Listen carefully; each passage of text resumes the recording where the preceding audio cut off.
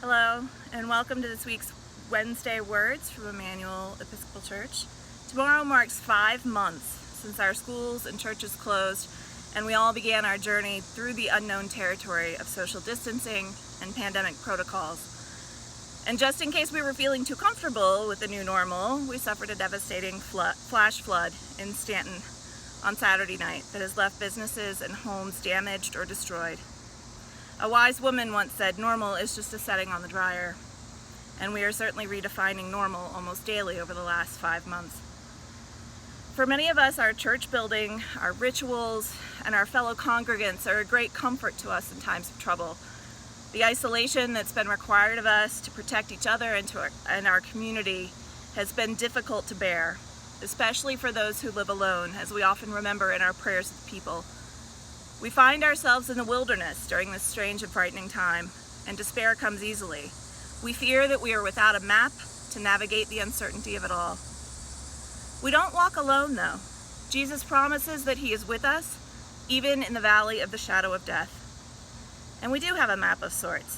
We know the way, as Jesus taught us, the way of love.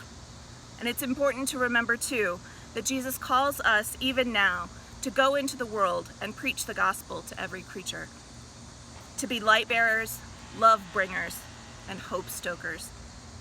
We have been trained for this time, especially through our Know Your Neighbor work over the last several years in our neighborhoods and communities. The wilderness season calls us to focus attention on our neighborhood and find ways to be the church to those around us. We are being called out into the wilderness, away from the comfort of rituals and our somewhat limited view of sacred space, to discover the sacred spaces that God has made for us around every corner. This is not easy work. There isn't a set schedule for it, and there's not a set of directions. It requires us to get curious about what God is doing in and through us to proclaim the gospel. We must take responsibility for our own formation through contemplation and prayer, and ultimately action. God has blessed us with memory, reason, and skill, and a generous helping of imagination. We must answer God's call with a level of creativity equal to the challenges before us. We are being asked to take intentional action with the gifts and talents that God has bestowed upon us, to take what we have learned in our community together and share it beyond the walls and the bounds of our congregation, to ask ourselves what we can do. Can we pick up groceries and deliver them for those who are medically fragile? Can we send a text, an email, a card, or make a phone call to someone to check in on them?